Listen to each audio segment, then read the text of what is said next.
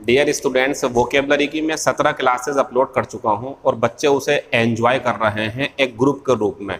कम से कम 300, 350, 400 students daily ही video को watch कर रहे हैं और किसी भी वीडियो को डेली वॉच करना इतनी संख्या में ये दिखाता है कि वो बच्चे इंटरेस्टेड हैं। उन्हीं की रिक्वेस्ट पर, उन्हीं की सिफारिश पर एक क्लास और मैं शुरू कर रहा हूं, 2-2, 3-3, 4-4 या 5-5 क्वेश्चंस की ग्रामर की।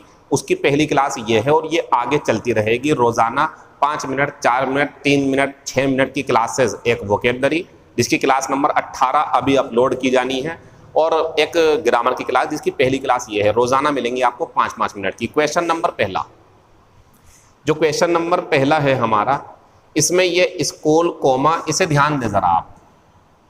ये हमारा सब्जेक्ट है और यहाँ जो मेन वर्ब आनी है, देखो आप, फिनिश्ड, फिनिशिंग, हैविंग फिनिश्ड और फिनिश, ये जो ऑप्शन में रखी हुई है मेन वर्ब, इनका कोई सब्जेक्ट नहीं है।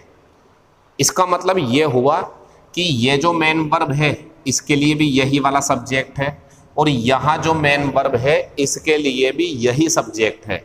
और जब कभी ऐसा हो कि अगली वाली वर्ब जिसमें डिड है, do, does, is, am, are, was, were, has been, कुछ ना कुछ हेल्पिंग वर्ब होगी इसके अंदर या बाहर शो होगी, तो ये वर्ब कहलाती है फाइनाइट, जो हेल्पिंग वर्ब रखती है अपने अंदर या हेल्पिंग वर्ब के हिसाब से आती है। ठीक, लेकिन ये वाली वर्ब है हमारी नॉन फाइनाइट, क्योंकि इसका सब्जेक्ट ये कॉमन हो रहा। और बच्चों, ऐसी कंडीशन जब आती है कि बीच में रखा हुआ सब्जेक्ट अगली फाइनाइट वर्ब को भी और पिछली फाइनाइट वर्ब को भी करना चाहता हो या कर रहा हो, तो इसे बोलते हैं पार्टिसिपल। और हमें पार्टिसिपल 3 तरीके का बताया गया है, आपको भी पता होगा। अच्छा, इस वीडियो में मैं पूरा एक्सप्लेन नहीं कर पाऊंगा, लेकिन इशारा कर दूंगा कि इसलिए आंसर आया है। और जो बच्चे पढ़ चुके हैं उन्हें फ़ायदा मिल जाएगा। बाकी समझने की कोशिश करें आप, वीडियो को लाइक कमेंट करेंगे तो हमें हिम्मत मिलती है और हम आगे की वीडियो अच्छी बनाएंगे। कुछ आपको चाहिए तो वो भी बताइए।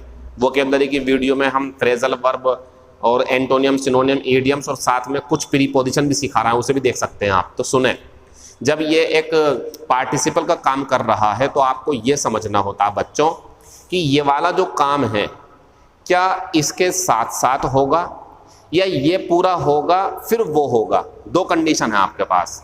अगर ऐसा होता कि ये वाला काम होते ही तुरंत, ज़्यादा टाइम नहीं बल्कि तुरंत, जैसे पुलिस को देखते ही चोर भाग गया, इस टाइप के, या नाचते नाचते वो बेहोश हो गई, इस टाइप के सेंटेंस अगर होते तो यहाँ आता प्रेजेंट पार्टिसिपल, मतलब ये।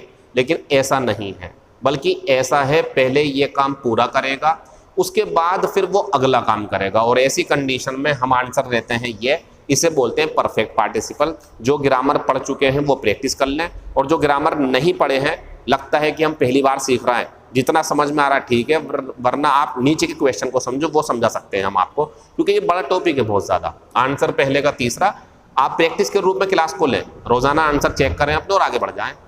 क्वेश्चन नंबर दूसरा है I would prepare, I would prefer, sorry prepare वो प्रिपेयर होता, तो आई वुड प्रीफर, और दूसरा है आई वुड सूनर। दोनों में फ़र्क है, इस फर्क को हम ऊपर देखेंगे क्योंकि हमें बोर्ड साफ चाहिए, तो इसलिए हमें ये करना पड़ेगा। तो बच्चों, ये जो हमारे वुड है ना, इसकी केस है और हेड का। अगर वुड सूनर हो या वुड बेटर हो, ये ग्रामर सिखा रहा हूं आपको पूरी एकदम, इसमें कोई नया नियम नहीं है, सब एक साथ जुड़ जाएंगे। हेड सूनर या हेड बेटर, अगर ये पूरा आपको मिले, would sooner, would better, head sooner, head better, तो इनके बाद में मेन वर्ब की कौन सी फॉर्म आती है? Direct first form. तो ये वाले का आंसर इनमें से मिल जाएगा, आंसर रहेगा ये वाला, तीसरे वाले का, क्योंकि इसमें है ये। देखो, सूनर, सूनर, वुड, तो would sooner, would better, head sooner, head better, इसलिए मेन वर्ब की फर्स्ट फॉर्म आएगी। इसकी हिंदी होती मुझे विदेश जाना चाहिए, मेरी इच्छा है मैं विदेश जाऊं, तो वुड सूनर, हेड सूनरी चाहिए के रूप में होते हैं। अब यहां आते हैं आप, उसे छोड़ दो, वो अलग है हमारा। अब दूसरी चीज देखो आप,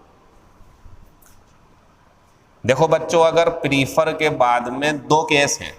अगर प्रीफर के बाद में सिंगल, यानी कि अगर एक ही मेन वर्ब जुड़नी है, बस एक, तो ये होती है 2 प्लस मेन वर्ब की फर्स्ट फॉर्म।